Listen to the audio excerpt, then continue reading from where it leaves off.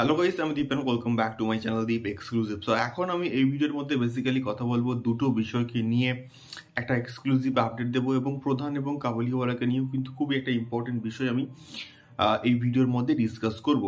So প্রথমে যদি আসি সেই আপডেটটাকে নিয়ে, এবং এই আপডেটটা কিন্তু আশিকি 3-কে কেন্দ্র করে, এবং আশিকি 3 জবের থেকে একটা অ্যানাউন্সমেন্ট হয়েছে এবং জবের থেকে একটা অ্যানাউন্সমেন্ট ভিডিও এসছে।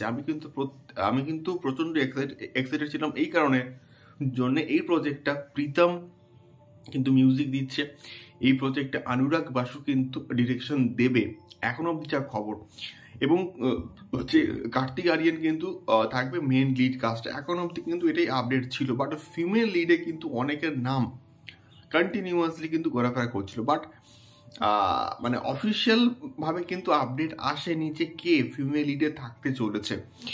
বাট আফটার অ্যানিমেল তৃপ্তি দিমরি কিন্তু এখন ন্যাশনাল ক্রাশ কিন্তু হয়ে গিয়েছে, এবং তৃপ্তি দিমরিকে নাকি অ্যাপ্রোচও নাকি করা হয়েছে এই আশিকি 3 এর জন্য, এবং এখনো অবধি তিনি হ্যাঁ করেছেন কি করেন এখনো অবধি কিন্তু সেই আপডেটটা উঠে আসেনি।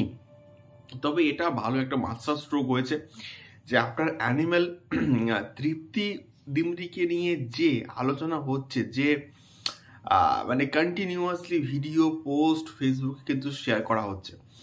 সো এটা একটা মানে ভালো মাস্টার স্ট্রোক হয়েছে। দেখা যাক তৃপ্তি দিমরি এখানে ফিমেল লিডে থাকে কি থাকে না। থাকলে আমার মনে হয় ভালো হবে, কারণ তৃপ্তি একজন খুব ভালো একজন অভিনেত্রী, এবং তার অভিনয় বুলবুলে আমি কিন্তু দেখেছি প্রচণ্ড ভালো ছিল, ইভেন অ্যানিমেলেও কিন্তু প্রচণ্ড ভালো ছিল। দেখা যাক তিনি থাকেন কিনা এই প্রজেক্টের মধ্যে।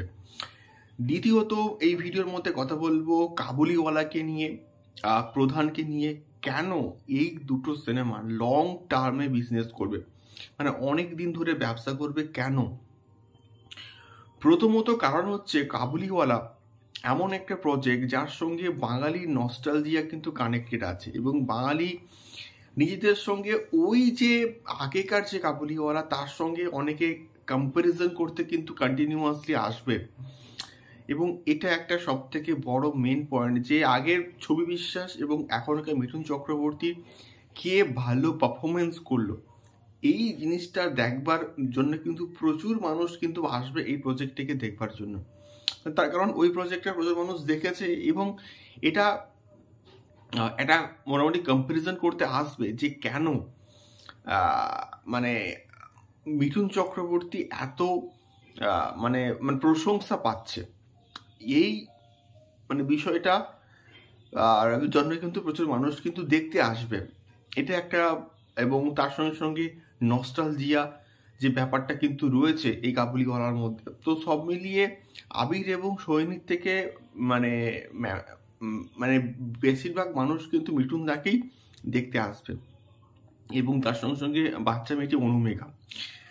সো এটা একটা কারণ মানে হতে পারে, এই জন্য কিন্তু এই সিনেমাটা অনেক দিন ধরে কিন্তু ব্যবসা করবে বক্স অফিসে, বিশেষ করে নন্দন এবং রাধা স্টুডিওতে তো জাস্ট কন্টিনিউয়াসলি চলতেই থাকবে দুটো এই কাবুলিওয়ালা। এবং তার সঙ্গে সঙ্গে প্রধান যে এতটা রিলেটেবল প্রজেক্ট, এতটা মানে বাস্তবের সঙ্গে মিল রয়েছে এই প্রজেক্টটার, তো সেই জায়গা থেকে দাঁড়িয়ে এই প্রজেক্টটাও কিন্তু এই সমস্ত কারণের, এই সমস্ত ফ্যাক্টরের জন্য কিন্তু প্রচুর মানুষ অনেকদিন ধরে কিন্তু দেখবে, এবং বিশেষ করে 8 থেকে 80 সবাই কিন্তু নির্দ্বিধায় এই প্রজেক্টটা কিন্তু দেখতে আসতে পারে। এটা সব থেকে মেন প্লাস পয়েন্ট এই প্রধানের ক্ষেত্রে এবং কাবুলিওয়ালার ক্ষেত্রে। সো এই সমস্ত যে ফ্যাক্টর আছে, তোমরা দেখে নাও টনিক বলি বা প্রজাপতি বলি অনেক দিন ধরে কিন্তু ব্যবসা করেছিল বক্স অফিসে। সো এই সমস্ত যে ফ্যাক্টরের জন্য কিন্তু প্রধান এবং কাবুলিওয়ালা অনেক দিন কিন্তু ব্যবসা করবে। এবারে দেখা যাক কতদিন এটা বক্স অফিসে টিকে থাকে।